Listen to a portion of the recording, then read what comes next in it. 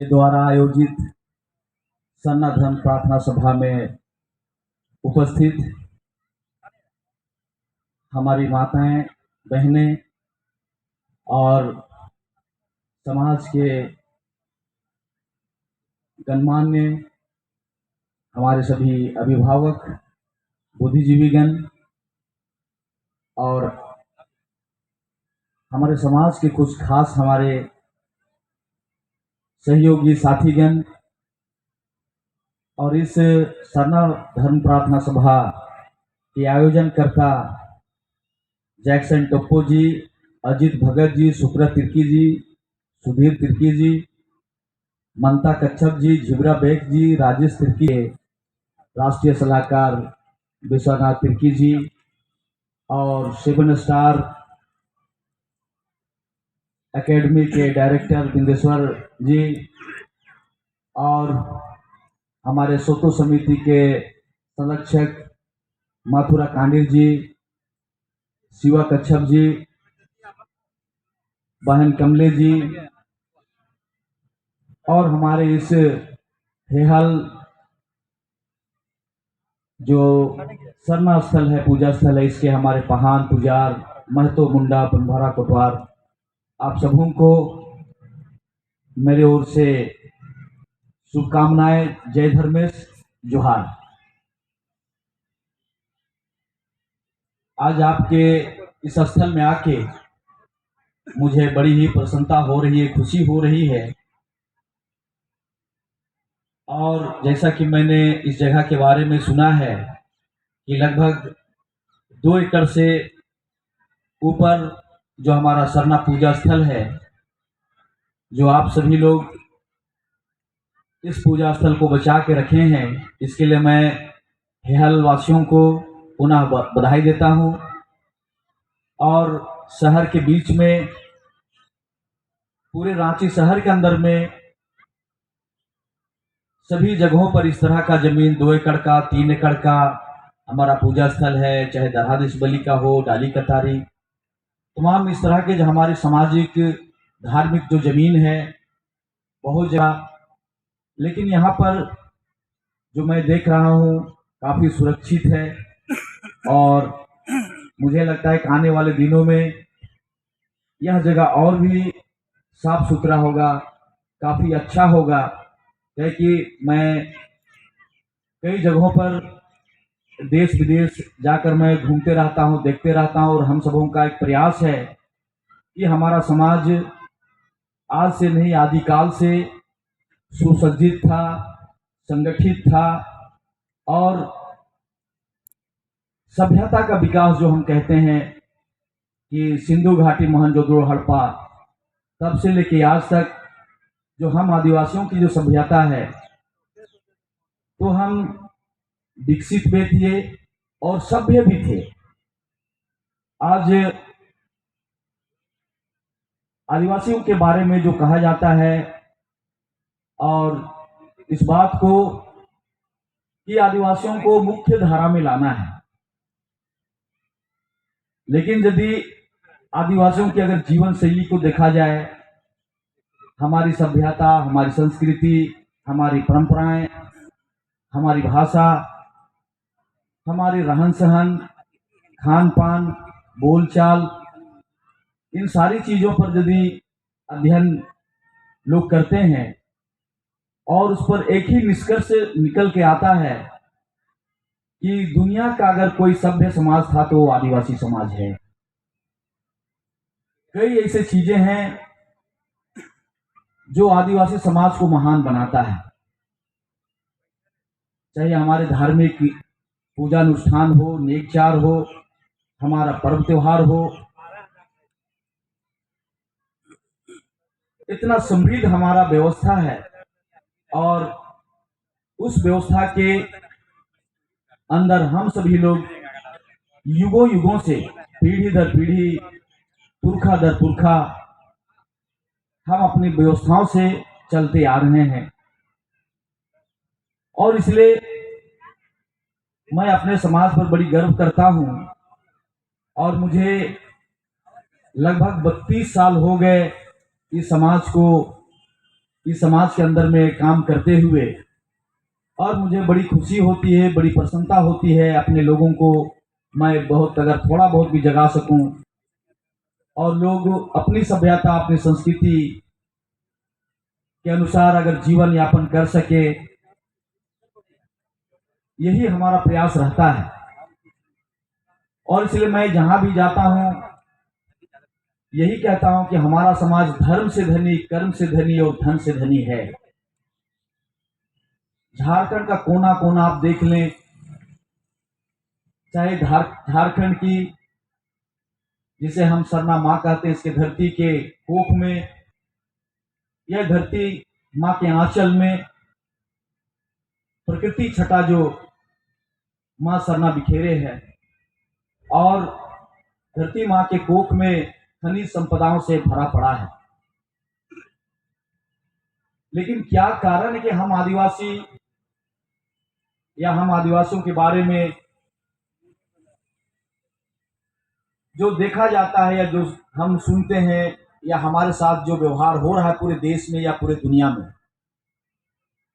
इसके पीछे मेरा जो रिसर्च है, मैंने जो देखा है इन 32 साल के अंदर में, इसमें मैं दूसरे समाज को दोष नहीं दूंगा।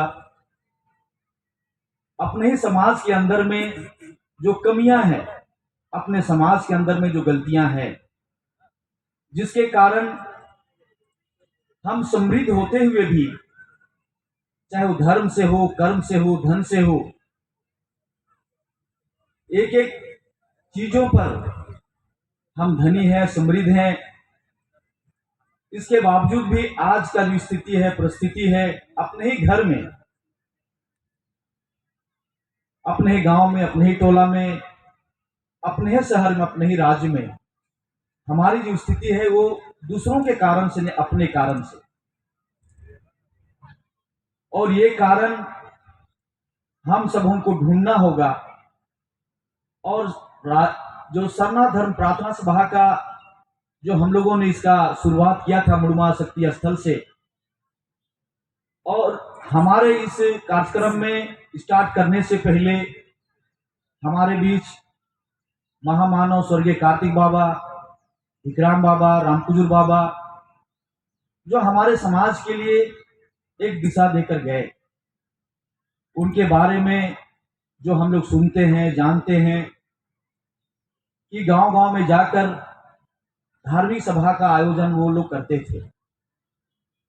कार्तिक बाबा से तो मैं बात नहीं कर पाया, लेकिन उनको मैं देख पाया, ये मेरी सौभाग्य है, मैं अपने गांव में। लेकिन वो क्या बोल रहे थे ये मैं समझ नहीं पाया, मैं बहुत छोटा था, आंटी खेल रहा था, लेकिन कई लोगों ने कई तरह का टिप्पणियां की, तो हम लोगों की भी इच्छा जाहिर है भाई किनके बारे में ये कहा जा रहा है, चलो देखते हैं कौन है। एक झलक मैं उन्हें देख पाया, बाकी कुछ लोग उनकी बातों से खुश होकर, कुछ उनकी बातों से नाराज होकर सभा से जा रहे थे, कुछ कुछ बातें करते हुए। तो मैंने बस केवल उनको एक झलक देख पाया, और वो कुछ कुछ भाषण में अपनी बातों को रख रहे। दूसरी बात है कि रामकुजुर बाबा, विक्राम बाबा, जो पूरा जीवन आदिवासी सरना समाज के लिए उन्होंने दिया, और जो काम उन लोगों ने किया, मैं उन्हीं से प्रेरित होके, और जब मैं इस समाज के लिए काम करने के लिए जब मैं आगे आया, तो मुझे बड़ी चिंता हो रही थी कि आखिर मैं, हमारे पास ना वेद है, ना कुरान है, ना रामायण है, ना गीता है, ना हदीस है, ना कुरान है, ना बाइबल है, ऐसा कोई धार्मिक ग्रंथ नहीं है। मैं अगर अपने समाज के लिए धार्मिक बात अगर बताऊंगा तो मैं क्या बताऊंगा? बाकी लोग वेद, कुरान, हदीस, कुरान, रामायण, गीता, बाइबल पढ़ के जो धर्म अध्यात्म की बात करते हैं, बताते हैं, तो हमारा आधार क्या है, मैं क्या बताऊंगा? और इसके बावजूद भी मेरे मन में ये इच्छा हुई कि मैं अपने साथियों के साथ कभी मंदिर, कभी मस्जिद, कभी गिरजा, कभी गुरुद्वारा, मैं जिन स्कूल में पढ़ा, जिस कॉलेज में पढ़ा, और मैं एक अच्छा स्पोर्ट्समैन होने के नाते देश, पूरे भारत देश भ्रमण करने का जब मुझे मौका मिला, तो हमारे साथ सभी तरह के दोस्त मित्र होते थे, तो उनके साथ कभी मंदिर, कभी मस्जिद, कभी गिरजा चलाया जाया करता था। तो मैं एक सरना समाज, एक सरना परिवार का होने के नाते मुझे बड़ी आत्मग्लानि होती थी कि कभी कभी मैं अखड़ा में, चाहे वो कोई भी पूजा हो, पूजा में पहान महतो पुजार बनवारा लोगों को लड़ते हुए जब मैं देखता था, और सुंदर गिरजा, सुंदर मस्जिद, सुंदर मंदिर को देख के दिल्ली चला गया, चाहे कश्मीर चला गया, कहीं पर बहुत सभी स्टेट मैंने घूमा है स्कूल पीरियड में। तो मैं जब गांव आता था, जब मैं अपने चीजों को देखता था खरा में, तो मैं तुलना करता था कि हम कहाँ और ये लोग कहाँ हैं। तो मुझे बड़ा बुरा लगता था। और कहीं पर यदि परिचय होता था कि भाई आप कौन हो, किस धर्म को मानते हो, तुम्हारा धर्म क्या है, तो परिचय देने में भी बड़ी दिक्कत होती थी, संकोच करते थे।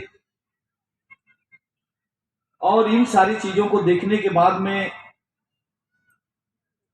मुझे लगा कि समाज के लिए कुछ काम करना चाहिए। और मैं छोटी मोटी नौकरी और अपने कुछ बिजनेस थे, उन सारी चीजों को छोड़ने के बाद मैं इन काम में जुड़ गया।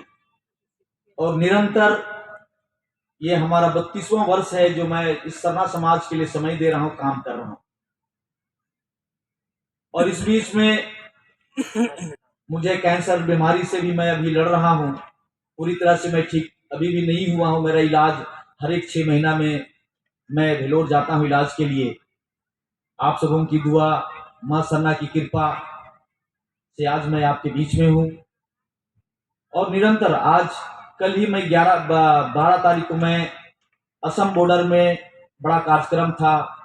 300 किलोमीटर जो हमारे संगठन के जो लोग हैं, सरना धर्म 5वीं अनुसूची शेड्यूल को लेके छुट्टी, और हमारी जो भाषा है उसकी रक्षा सुरक्षा के लिए 8वीं अनुसूची में शामिल करने के लिए, ऐसे कई मुद्दों को लेके लगभग 300 किलोमीटर की पदयात्रा 8 दिनों से वहां चल रहा था। उसका समापन में मैं शामिल होने के लिए गया था। और वहां से मैं 12 को लौटा और अभी 13 तारीख को कार्यक्रम था गुमला में, जो मैं 2-2:30 बजे सुबह में आया हूँ। और ठीक से सो भी नहीं पाया हूँ। सुब्रा जी का फोन आया कि गुरुजी आपको आना है, तो मैं ना नहीं कर सका और आपके बीच में मैं आया। निरंतर एक दिन भी मैं घर में नहीं रहता, एक दिन भी नहीं। सुबह नाश्ता करने के बाद सीधा मैं समाज की सेवा में मैं निकल जाता हूं। तो मैं आज आपके बीच में 2-4 बातें जो हमारे सरना समाज के बीच में हम सबों को कैसे इस समाज को अपने अपने दायित्वों को, अपने अपने कर्मों को, अपने अपने काम को, समाज ने हमें बहुत कुछ दिया है। हमारा समाज बहुत समृद्ध है और हम सभी लोग ईमानदार लोग हैं, सच्चे लोग हैं, निश्चल लोग हैं। इस बात को पूरी दुनिया जानती है कि आदिवासी छल कपट नहीं जानता है। उनके अंदर में ईर्ष्या द्वेष की भावना नहीं रहती। दूसरों के प्रति वो बहुत ही सुंदर व्यवहार कहें, आचरण कहें, हमारा जो स्वभाव है, नेचर है, उनके साथ हम एक दूसरे के साथ हम मेल जोल करते हैं। और इसलिए आदिवासी समाज के बारे में जो मैंने जो समझा है, और जब मैं सरना धर्म के बारे में जब मैंने खोज की, मुझे जो समझ में आया, बहुत लोगों ने कहा कि आदिवासियों का कोई धर्म ही नहीं है। मुझे ये बात भी सुन के, जब सरना धर्म को लेकर जब हम लोग आंदोलन कर रहे हैं, और इस बीच में दिल्ली में कई मंत्रियों के साथ या और भी कई संगठन हैं, और उस संगठन के द्वारा हमारे बारे में कई तरह की बातें कही जाती है, चाहे जंगली कहें, वनवासी कहें, और बातें हमारे बारे में कही जाती है। और सबसे बड़ी बात, जब अभी हम लोग धर्म कोड के लिए जब दिल्ली गए थे, और वहां पर यह बात हुई कि आप सबों का तो कोई धर्म ही नहीं है। तो मुझे ये सुन के बड़ी तकलीफ हुई कि जो आदिवासी समाज दुनिया को मार्ग दिया हो और उस आदिवासी समाज के बारे में कहा जाता है कि आपका कोई धर्म नहीं है। तो आज मैं आप सबों को बताना चाहता हूं कि हम जिस धर्म को मानते हैं, जिसे हम सरना कहते हैं, सरना मां कहते हैं, धरती मां कहते हैं, और इसकी उत्पत्ति कहां हुई, कैसे हुई, हम आज दूसरे धर्मों के साथ में जब हम इसकी तुलना करते हैं, सभी लोग तुलना करते हैं, और जब मैं इन सारी चीजों को बहुत बारीकी से जब मैं देखता हूं, और इस बीच में आप देखेंगे कि हम जिस प्रकृति की हम उपासना करते हैं, पूजा करते हैं, आराधना करते हैं, और इसलिए मैं अपने देश में यही बात कहता हूं, प्रकृति से बड़ा कोई शास्त्र नहीं, प्रकृति से बड़ा कोई ईश्वर नहीं। और हम जिस प्रकृति को मानते हैं, जिस सरना मां को हम मानते हैं भगवान के रूप में, मां सरना के रूप में, इष्ट देव के रूप में, वो शाश्वत है, नासवार है, स्वयंभू है, अपरूपी है, भूमिपुट है, जिसका आदि है ना अंत है, ना ओर है ना छोर है, उसका कब जन्म हुआ और उसका कब मृत्यु होगा, जो अनादि है, हम उसी की पूजा करते हैं इस प्रकृति के रूप में। और इसलिए हमारे लिए, हम सबों के लिए जो बातें हैं, जिनके सांसों में प्रकृति जीवंत है, जो स्वयं में ही प्रकृति को महसूस करता है, और जिसका प्रकृति ही इष्ट है, वही आदि है, वही अनादि है, वही अनंत है। जो मैंने बातें कही है, जिनके सांसों में प्रकृति जीवंत है और जो स्वयं में ही प्रकृति को महसूस करता है, और जिनका प्रकृति ही इष्ट है, देव है, वही आदि है, अंत है, अनंत है। तो मेरे माता पिता, भाइयों और बहनों, हमारी सांसों में हम जिस प्रकृति को ऑक्सीजन के रूप में हर वक्त, हर घड़ी, बिना ऑक्सीजन के मानव जीवन की कल्पना नहीं की जा सकती है। और इसलिए इतनी बड़ी बातें जो मैंने कही है कि हम प्रकृति को ही हम सबों ने आत्मसात किया है, प्रकृति ही हमारा धर्म शास्त्र है,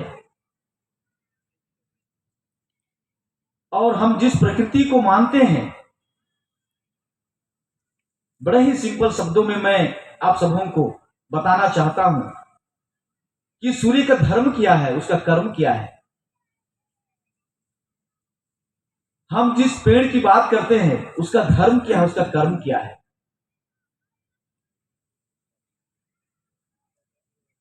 और इसलिए चाहे सतयुग हो, त्रेता हो, द्वापार हो, चाहे कलयुग की बात हो, या जितने भी महापुरुष, महामानव इस धरती में देव आए, भगवान आए, क्या इसके पहले दुनिया नहीं थी या धर्म नहीं था? तो सृष्टि से ही धर्म है, और जिसे हम धर्म के रूप में, शक्ति के रूप में मानते हैं, जिसे हम साधना कहते हैं। आज साधना का मतलब बहुत सारे लोगों ने कहा कि भाई सरना कोई धर्म नहीं है, सरना तो एक पूजा स्थल है और इसलिए सरना धर्म तो हो ही नहीं सकता है। मैंने उन विद्वानों से बातचीत की और उनका कहना था कि यदि सरना अगर धर्म होगा तब तो हमें मंदिर धर्म भी कहना होगा, गिरजा धर्म भी कहना होगा, मस्जिद धर्म भी कहना होगा, गुरुद्वारा धर्म भी कहना होगा। तो मैंने कहा ना मंदिर धर्म होगा, ना गिरजा धर्म होगा, ना गुरुद्वारा धर्म होगा और ना मस्जिद धर्म होगा, लेकिन सरना धर्म होगा। तो क्यों? मंदिर की पूजा नहीं होती, गिरजा की पूजा नहीं होती, गुरुद्वारा की पूजा नहीं होती, लेकिन मंदिर के अंदर में रखे मूर्ति किसी भगवान की पूजा होती है और जिस भगवान की पूजा होती है उस मंदिर के अंदर में उस मंदिर का नाम भी उसी भगवान के नाम से जाना जाता है। सुनिए ना, आप भी जिस घर में रहते हैं, यदि मैं यहाँ हेहल आया हूं और यहाँ मैं यदि शुक्रा जी का घर खोजने के लिए आया हूं और शुक्रा जी का घर मैं उनका नाम बिना लिए यदि मैं कहूंगा कि घर कहां है, मेरी बातों पर आप लोग गौर करेंगे, मैं यदि शुक्रा जी का घर खोज रहा हूं और उनका नाम लिए बिना मैं यदि कहूं कि घर कहां है, आप सभी सोचेंगे कि ये कैसा बुड़वक व्यक्ति है, ये सभी तो घर ही हैं, कैसा सवाल ही करता है, घर कहां है बाबू, यही तो घर है। आपका जवाब यही होगा। लेकिन यदि मैं कहूं कि शुक्रा जी का घर कहां है तो आप कहेंगे कि वो फलना के घर के बगल में है, चौक के बगल में है, उनका घर आप बताएंगे। तो वहां शुक्रा जी उस घर में रहते हैं, इसलिए उस घर का नाम शुक्रा आवास कह सकते हैं, शुक्रा कॉटेज कह सकते हैं। तो जो व्यक्ति उस घर में रहता है उस घर का नाम उस व्यक्ति से ही जाना जाता है, पहचाना जाता है। जैसा कि हम हमारे पूर्वजों का नाम आज खतियान में है और इसलिए हम उस खतियान से हम जाने जाते हैं और खतियान में भी हमारा सरना का जिक्र है। अभी अभी हम सुन रहे थे कि सरना के नाम से यहां 2 एकड़ जमीन है। तो हम लोग जमीनी लोग हैं और जिन लोगों ने कहा कि सरना धर्म नहीं हो सकता है, मैंने उन्हें यही समझाया कि मंदिर के अंदर में जो भगवान होते हैं और इसलिए हम जिस सरना को पूजा करते हैं, जिस सरना मां को हम पूजा करते हैं, वो सरना मां हमारा भगवान है, हमारा देव है, हमारा इष्ट है, जिसे हम प्रकृति की गोद में, प्रकृति की छांव में, प्रकृति की आंचल में हम उसकी आराधना, स्तुति और प्रार्थना और विनती करते हैं, पूजा पाठ करते हैं। पहाड़, पर्वत, नदी, नाला जहां भी हो, जिस जगह भी हो हमारा सरना, वहां पर हम, सरना का मतलब होता है हो भाषा में उसको बढ़ते क्रम में गतिमान चीज को सरना कहा जाता है। तो आज ये पृथ्वी गतिमान है, ये अस्थिर नहीं है। पृथ्वी सूर्य की परिक्रमा कर रहा है। हमें और आपको नहीं लग रहा है कि पृथ्वी गतिमान है, लेकिन ये गतिमान है। और हमारे उराव में मैं सरल शब्दों में आप लोग को समझाना चाहता हूं कि कूल कीड़ा सारना, एम्बा सारना, सीबा सारना। और आज से 60-70 साल पहले इसी रांची टाउन में संथाली धर्मगुरु रघुनाथ मुर्मू जी और विभिन्न आदिवासी संगठन, जनजाति के लोग बैठ के यही तय, यही निष्कर्ष हुआ था कि हमारा धर्म सरना है। और सरना शब्द का जो मीनिंग है, उसका जो मतलब है, मैं उसे बताना चाहता हूँ कि सरना माँ कैसे हमारा भगवान है, जो मैंने मंदिर मस्जिद और गिरजा को उदाहरण देके आपको समझाना चाहता हूं। तो कूल कीड़ा सारना, इम्बा सारना, सीबा सारना, यहां मुड़मा से, रातू से इधर आप लोग मुंडारी भाषा बोलते हैं, और रातू से उधर सपकुड़ुक बोलते हैं। मुड़मा से हमारा भाषा का विभाजन, क्षेत्र का विभाजन, उराव मुंडाओं का एकता का प्रतीक मुड़मा जतरा शक्ति स्थल, जो हमारा धरोहर है। तो इसलिए आप लोग उराव समझने में थोड़ा दिक्कत होगी, लेकिन मैं उराव भाषा में जो कूल कीड़ा सारना, इम्बा सारना, सीबा सारना, तो कूल कीड़ा सारना, जिस तरह से कूल कीड़ा का मतलब तो भूख लगना। भूख किसी को दिखाई नहीं देता है, लेकिन आप भूख जब लगता है तो आप महसूस करते हैं, तो आप भोजन खोजने लगते हैं। या तो प्यास लगता है, जो प्यास दिखाई नहीं देता, लेकिन आप फिर पानी खोजने लगते हैं। तो कूल कीड़ा सारना मतलब भूख दिखाई नहीं देता, माने आप भूख को क्या करते हैं, महसूस करते हैं, फील करते हैं कि भूख लग रहा है। उसी तरह इम्बा सारना, आप कोई भी वस्तु खाते हैं, मीठा लगता हो, खट्टा लगता हो, तीता लगता हो, लेकिन वो दिखाई नहीं देता, लेकिन आप उसे महसूस करते हैं, आप उसे फील करते हैं, खट्टा हो, मीठा हो, तीता हो, तो उसे इम सारना, जो मीठा मीठा जो दिखाई नहीं देता। या किसी भी पेड़ का खुशबू, उसका जो सुगंध है, खुशबू जो है, वो हमें दिखाई नहीं देता, लेकिन हम उसे अपने इंद्रियों के द्वारा महसूस करते हैं कि ये गुलाब फूल की खुशबू है, ये फलना फूल का खुशबू है। सीबा सारना, सीबा सारना का मतलब है कि आपने जो चीज खाया, जो चीज आपने महसूस किया, चाहे सुगंध के रूप में, खुशबू के रूप में, मीठा के रूप में, जल के रूप में, भोजन के रूप में, जो चीज भी आपने खाया, उसको देखने के बाद में आप उनका स्वाद, उसका मिठास आपके मन में, आपके जेहन में, आपके जीभ में, वो उसका मिठास, या आप इमली को देखते के साथ आपके मुंह में पानी आने लगता है। तो सीबा सारना, आप जिस चीज को भी देखते हैं, आप उस चीज को, आपको जिज्ञासा होती है, फिर मैं मीठा खाऊंगा।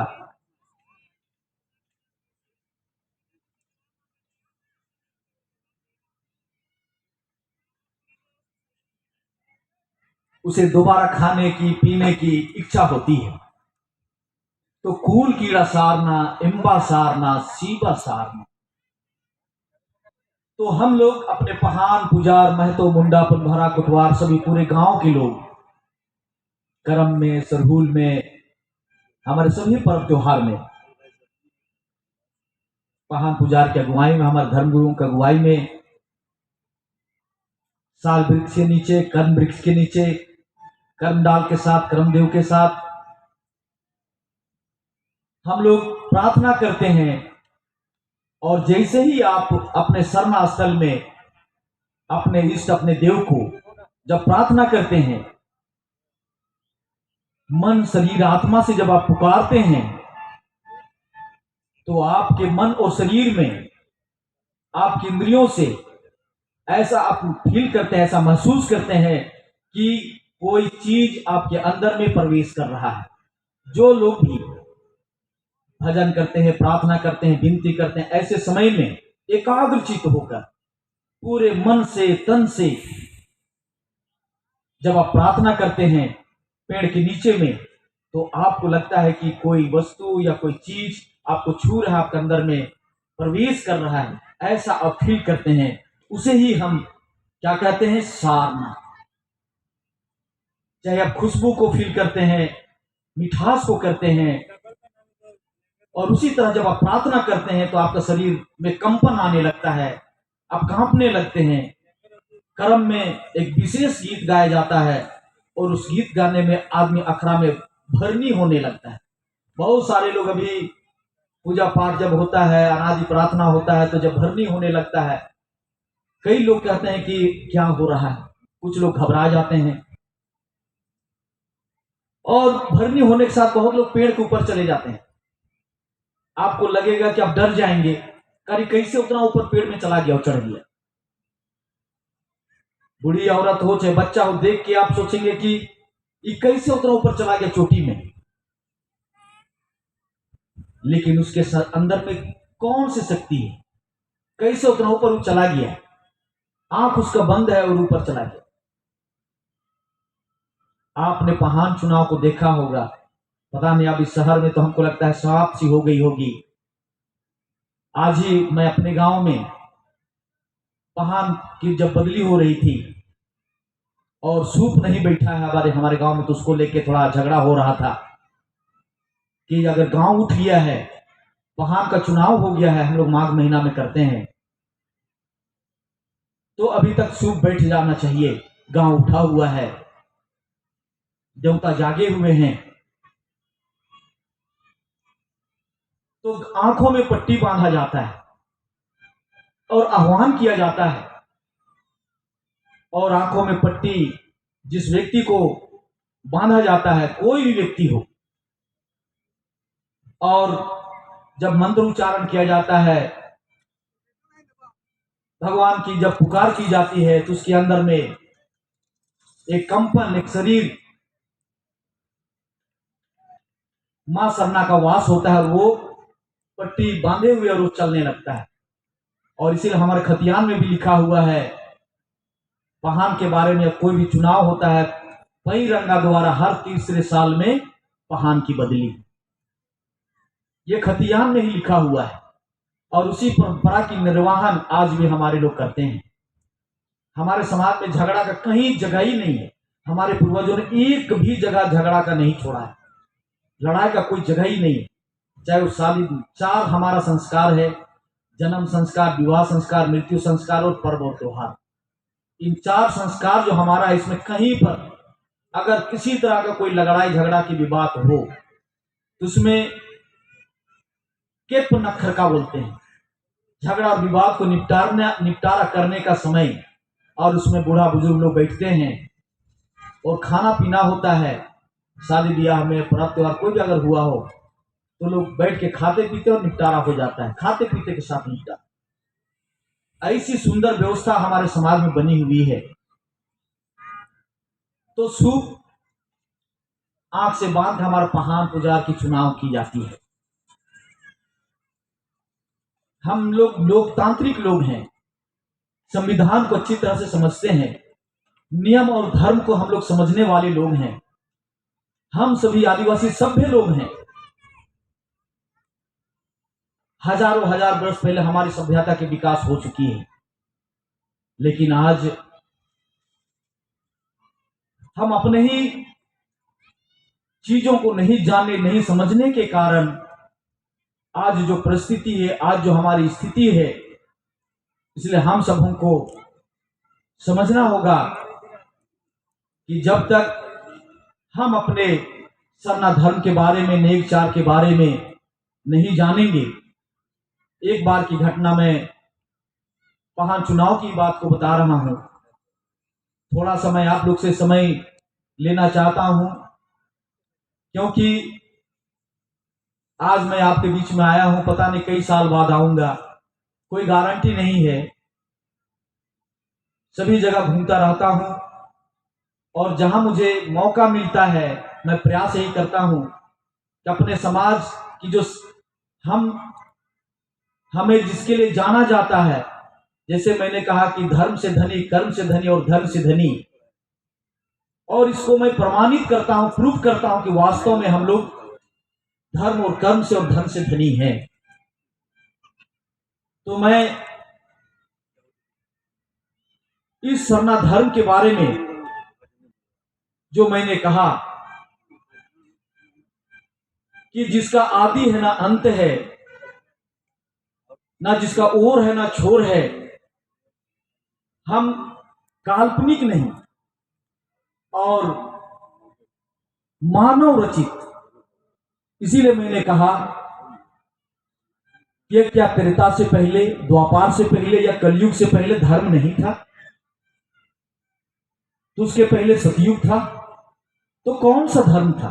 हेलो, आ गया। और हम आदिवासी मानव रचित काल्पनिक धर्म को नहीं मानते। इसलिए मैंने कहा कि हम नेचर, स्वयंभू, अपरूपी, भूमिपुट और जो शाश्वत है, जो प्रकृति का जन्म हम जिसे मां सरना के रूप में महसूस करते हैं, अनुभव करते हैं, उसका जन्म कब हुआ, कैसे हुआ और उसका मृत्यु कब होगा, ये कोई नहीं बता सकता। जो अनादि है उसको कोई नहीं बता सकता। लेकिन बाकी धर्मों में जो धर्म ग्रंथ लिखे गए हैं, जैसे मेरे बारे में अगर कोई पुस्तक लिखेगा, हो सकता है कि व्यक्ति मेरे बारे में बहुत अच्छा लिखे, जो मेरा चाहता होगा। लेकिन जो चाटुकार जो नहीं होगा, जो सत्य को लिखना चाहता हो, वो मेरा जन्म से लेकर मृत्यु तक हमारा जो कर्मकांड है, मेरा इतिहास जो लिखेगा, मेरा एक एक सच्चाई को लिखेगा। और एक चाटुकार जो होगा, मेरी कुछ अच्छी बातों को लिखे और कुछ मेरी अच्छी बातों को, मैंने बुरी बातों को नहीं लिखे। तो ये दो तरह की बातें हैं। और इसलिए प्रकृति के बारे में कोई भी व्यक्ति उसका क्रिटिसाइज नहीं कर सकता है। जो स्वयंभू है, जो अपरूपी है, जो शाश्वत है, जो अनादि है। और इसीलिए हमारे पूर्वजों ने किसी भी धार्मिक स्थल पर मूर्ति की स्थापना नहीं की, और इसीलिए कहीं पर मूर्ति हो या फोटो हो, उसका आविष्कार नहीं किया। हमारे पूर्वज विद्वान थे, ऐसी बात, विद्वान नहीं थे ऐसी बात नहीं। हमारे पूर्वज मौसम देख के बता सकते थे कि बारिश होगी कि नहीं होगी। तालाब में घूम को बता सकते थे कि मछली का मांद कहां पर है, जाल कहां डालोगे कि मछली तुमको मिलेगा। आज भी आप गांव में जा सकते हैं, नदी के किस कोना में मछली होगा वो बता सकते हैं। तीनों लोकों के ज्ञाता और सभी ग्रहों के ज्ञानी हमारे पूर्वज थे। लेकिन आज हम लोग उनके वंशज, सभी लोग हम लोग कहते हैं कि हम लोग तो गरीब हैं, हमारे पास तो कुछ भी नहीं है। तो कहा जाता है, मन के हारे हार, मन के जीते जीत। आपने मन से ठान लिया है कि आप हारने वाले हैं। जो मन से हारा वो कभी नहीं जीत सकता है, और जो मन से जीता, जिसने मन को जीता, तो सबको जीत सकता है। और इसलिए हमारी जो व्यवस्था है इतना समृद्ध, चाहे खान पान हो, रहन सहन हो, बोली वचन हो, नाच गान हो, किसी भी क्षेत्र में आदिवासियों का मुकाबला कोई नहीं कर सकता है। यही सत्य है, ये मैं चैलेंज के साथ कह रहा हूं।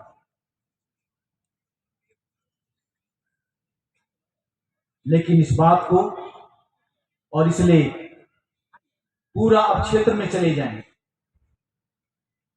जितना साग हम लोग खाते हैं, हमारे पूर्वजों ने खाया। आज मैं चश्मा पहना, मेरा बाल पक गया।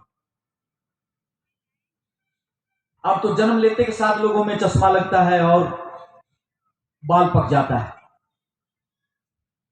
हमारे उपदेश में कहा गया, सल्लैती कल्लैती टुंगरीती परताती हूरा छाछारा एपन चेपन अम्मन बैठ के सोड़ के मुकन पकड़न कुंगल के ओसोई पुंडोई केके रजिनु निह नामे विस्तार मनो ओंटे कंडोनु मनते मंचिनु कुर्सी नमा ओरे ओरे पूजन। ये हमारा उपदेश है, और इसमें जो बातें कही गई है हमारे लिए, प्रकृति हमारी सरना मां के द्वारा कि हम तुम्हारे लिए चारों तरफ से वर्षा देंगे, पानी देंगे। मंदिर वालों के लिए केवल नहीं, मस्जिद वालों के लिए केवल नहीं, गिरजा और गुरुद्वारा वालों के लिए केवल नहीं, आप धरती पूजा करते हैं सबके लिए। इसलिए मैं चारों कोना से मैं तुम्हें वर्षा दूंगा और सभी पेड़ों में मैं फल भी दूंगा। और तुम जब बाल बच्चा पैदा करोगे तो जिस तरह से कटहल के पेड़ में जमीन से कटहल फलता है, उसी तरह तुम बाल बच्चा पैदा करना, जन्म देना।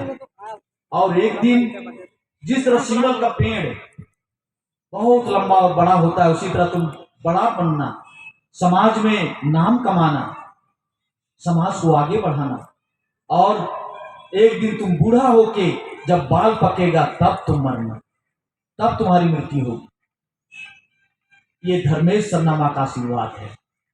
और मैंने जो तुम्हें पूजा बताया है, एक ही कुर्सी में, एक ही मंच में रहना तुम लोग, पहान पुजार मातो मुंडा पुरमारा और कुर्सी नमा, और मैंने जो बताया उसी तरह तुम लोग पूजा करना। आज इन सारी चीजों को हम लोग भूल गए हैं, और जिसके कारण एकड़ों एकड़ जमीन होते हुए भी, अपना राज होते हुए भी, सब कुछ होते हुए भी, हम सबों का जो स्थिति है, समझ रहे हैं आप लोग। और इसलिए कलसा के बारे में, हमारे बारे में और उपदेश में कहा गया है कि केतिर्ति केसर की आपदा तीखी लिखे, केतिर्ति केसर की आपदा तीखी लिखे धर्मेश लिंगन बिहनी रूप में जन्म चित्त। इसका मतलब है कि सूप में हम लोग चावल को फटकते हैं। हमारे पूर्वजों ने कहा कि हम सबों के लिए धर्मेश सरनामा ने हमें अरबों चावल की तरह हमें जन्म दिया है। हम उसके उपहार हैं। और जिस तरह से हम मोरा में बिहन बांधते हैं, उसी तरह के हम भगवान के बिहन के रूप में हैं। और कलसा जो हम शादी विवाह में जो लाते हैं, जतरा में जो लाते हैं, उसको उदाहरण देते हुए कि कलसा लेके जीरो जोरे की केखेल राजी देवता लेके फटका, कि भगवान ने आपको सूप से फटक के अरवा चावल की तरह आपको जन्म दिया है। और आप भगवान के पुत्र हैं, बच्चे हैं, प्रकृति के पुत्र हैं। और इस धरती में आप देवता के रूप में हैं। कलसा के बारे में जीरो जोरो मने, कलसा में जिस तरह से सुंदर फूल से हम लोग उसे सजाते हैं, उसमें दिया होता है, धान की बाली होती है, तो उसका उदाहरण देते हुए कहा कि आप उसी तरह से इस धरती में कि सुंदर कई तरह के पेड़ पौधे हैं, उसी तरह से आप जिस तरह से पेड़ के फूल हैं, उसी तरह से आपको मैंने बनाया है। आप इस धरती में देव रूप में है, देवता के रूप में है।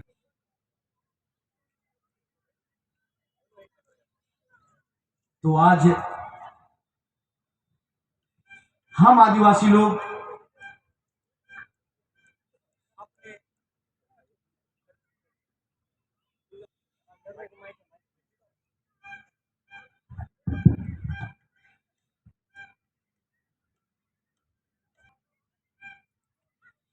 सरना स्वयं प्रकृति है जो अनादि है, और उसकी हम, और इसीलिए हमारे पहाड़ को कहा जाता है। अभी सरहुल पर्व आ रहा है और इसमें हम लोग उसे खेखेल बिंजा के रूप में कहते हैं, धरती पूजा के रूप में कहते हैं, पहान पहनाइन की शादी के रूप में हम लोग मानते हैं। और इसमें भी आप ये देखेंगे कि हम जो पर्व मनाते हैं, और इस पर्व को केवल हम मानव या हम आदिवासी नहीं मनाते, ये मानव सृष्टि के लिए, पूरा संसार के लिए ही पर्व है। और इसलिए उपदेश में चाला चिटका पानिया मैना चेरे बेरे, चाला बड़ा पानिया ओढ़ा खाखा रणम बड़ा। इसका मतलब ये है कि अभी सरहुल पर्व आने वाला है और इसमें सरना के अंदर में जो वृक्ष है, चाहे फुटकल का हो, बरगद का हो, चाहे पीपल का हो, और उसमें जो फूल और फल आने लगते हैं तो जितने पंछी है वो भी गाना गाने लगते हैं कि अब पेड़ पौधों में फूल और फल लगने वाला है, मेरा भोजन आने वाला है। वो गाना गाने लगता है, चहचहाने लगता है और पूरे गांव के पंचगण और पहाड़ पुजार भी सरना में जाके 15 दिन से पूरे भक्ति और आस्था के साथ लीन रहते हैं। और उसी उपदेश में कहा जाता है कि किस पेड़ के डाल में चिड़िया गुनगुना रहा है, गीत गा रहा है, सरहुल पर्व आ रहा है। और किस गांव के अखड़ा में लड़के और लड़कियां गीत गा रहे, मांदर बजा रहे, ढोल बजा रहे हैं। क्यों? कि अब महापर्व सरहुल पर्व जो आ रहा है, सृष्टि का जो पर्व है वो आ रहा है। तो इस पर्व को एक कीड़ा और मकोड़ा भी मनाता है। तो इतना बड़ा पर्व, इतना बड़ा त्योहार को हम मानते हैं। और अन्य पर्व त्योहारों में आप देखेंगे कि एक जाति एक समुदाय, और उसमें भी, उस पर्व में भी आप देखेंगे लड़ाई झगड़ा। लेकिन हम जब पर्व मनाते हैं प्रकृति पर्व को, तो हम आदिवासियों के हाथ में, गला में ढोल होता है, मांदर होता है, और बहनें हमारे हाथ में हाथ जुड़ाकर नृत्य करते हुए, आराधना करते हुए सरना जाते हैं, अखड़ा में जाते हैं, उत्सव मनाते हैं। और इतना सादगी, इतना प्रेम से। और अन्य लोग जो पर्व मनाते हैं उसमें आप देखेंगे प्रशासन का तो है तौबा मचा रहता है। जैसे अभी सरहुल के बाद रामनवमी आएगा, इसके बाद में आपको मुहर्रम आएगा। कहीं पर कोई मंदिर में कुछ फेंक देगा, मस्जिद में कुछ फेंक देगा। लेकिन हमारा सरना जहां पर है, आप एकांत में कहीं रोड में, जहां भीड़ भाड़ एरिया में, हमारा गांव में, जहां भी आप देखेंगे गांव से कुछ दूरी पर ही सरना रहता है, पूजा स्थल होगा जहां एकांत में आप पूजा कर सकते, कोई लफड़ा नहीं, कोई घपला नहीं। तो हमारा जो व्यवस्था पूर्वजों ने बनाया है, और इसलिए मैंने शुरू में कहा कि ईर्ष्या, द्वेष, लड़ाई झगड़ा का कहीं स्थान नहीं है। और सारी चीजों का व्यवस्था हमारे समाज में किया गया है। और इसलिए जो लोग नहीं जानते वो कहते हैं कि आदिवासियों को मुख्य धारा में लाना है। आदिवासी ऑलरेडी मुख्य धारा में हम लोग हैं। हमें कोई बकरी पालन, गाय पालन, सुकर पालन, बतख पालन, मुर्गी पालन, खेती बाड़ी अगर कोई सिखाना चाहता, और इसलिए पता है कि गांव के अंदर में, जंगल में कौन सा पौधा, कौन सा पत्ता हमें खाना है, इतना जड़ी बूटी के बारे में जानकारी, जो कुछ भी हम खाते हैं, 25-30 तरह का जो साग होता है। इसलिए मैंने कहा कि खान पान में, रहन सहन में, बोली वचन में, गीत नृत्य में, काम धाम में, सभी चीजों में हम लोग अव्वल हैं। और इसलिए पहले जो हम लोग खेत में जाते थे और कंजी भात हम लोग खाते थे, 2 दिन 3 दिन का जो बासी भात होता था स्पेशल उसको रखा जाता था। पेट आज जो हम लोग दही रखते हैं उसी तरह का वो भोजन कंजी भात हम लोग खाते थे। कंजी भात उसको बोला जाता था, जो पानी डाला बोथल भात चौथल तियन, ये नाम बोला जाता था देहाती शब्द में, मिर्चा खोट के। और आज हम लोग का फ्रिज कैसा है, आज जिस फ्रिज में हम लोग पानी पीते शहर के अंदर में, वो बीमारी पैदा करता है।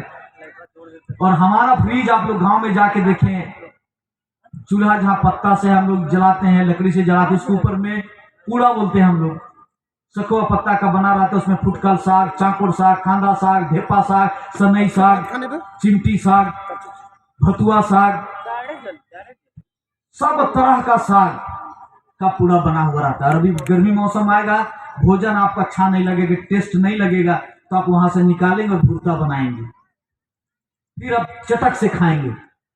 जहां 1 थाली खाना वहां 2 थाली खाएंगे, पेट भी खराब नहीं होगा। पानी डाले हैं, नमक मिर्चा उसमें डाले और भुर्ता बना के खाएं। और जो साग आप खा रहे हैं वो आपका पेट का दवा है। आजकल बाबा रामदेव जी ब्राह्मणी, वही हम लोग जो बेंग साग खाते हैं उसको ब्राह्मणी कहा जाता है। चाकोर साग को भी वो बेचते हैं, जो चाकोर साग ऐसे मिलता है। तो इमली का पलवा जो बोला जाता है, इमली का पत्ता, उसको भी मैंने खाया। सरई लाठा, महुआ का, एक से एक खाना पीना हम लोग का था, एक से एक। तो इसीलिए मैंने कहा खान पान में भी हम लोग धनी, और रहन सहन में भी आप देख लीजिए इतना बढ़िया हम लोग का घर दरवाजा रहता था, इतना बढ़िया साफ सफाई। खेत जोत के आने के बाद में हार कोड़ी कहाँ रखना है, गाय बाल कहाँ रहेगा, चटाई पटिया कहाँ रहेगा, सब चीज इतना साफ सुथरा, सब कुछ सजा हुआ। खेत को जैसा हम लोग सजाते हैं, बगान कैसे सजाते हैं, उसी तरह का घर दरवाजा सब कुछ सजा हुआ। तो आज शरीर के लिए तो भोजन चाहिए, लेकिन आत्मा का भोजन क्या है? हम आज सरना धर्म प्रार्थना सभा में आए हैं, तो हमारा कपड़ा गंदा हो जाता है, शरीर गंदा हो जाता है, तो हम नहाते हैं, साबुन से कपड़ा धोते हैं। लेकिन हमारा मन दिल अगर मैला हो जाएगा, हमारा मन विचार अगर गलत हो जाएगा, तो वो ठीक कैसे होगा, वो शुद्ध कैसे होगा? और उसी के लिए मां सरना के शरण में हम लोगों को आना पड़ता है। आज के दिन में मैं बहुत बड़ी बातें बताना जा रहा हूं, जो आज हमारे 7 स्टार एकेडमी के डायरेक्टर साहब हैं, बहुत धन्यवाद देता हूं मैं उनको। और स्वर्गीय कार्तिक बाबा का जो सपना था उसके बारे में मैं और 5-10 मिनट आप लोगों से बहुत ज्ञान की बात मैं बताने जा रहा हूं, क्योंकि आज शहर में कुछ है और बहुत कुछ माने खत्म हो चुका है, लेकिन उसको हम लोग को रिवाइज करने की जरूरत है। फिर उसे जब तक हम लोग पुनर्वापसी नहीं करेंगे तो हमारा समाज बचने वाला नहीं। इसलिए मैं इस बात को बताने जा रहा हूं कि जिन चीजों को हमने छोड़ा, उन्हीं चीजों को अपना के मंदिर वाले, मस्जिद वाले, गिरजा वाले, गुरुद्वारा वाले, जो 6 धर्म है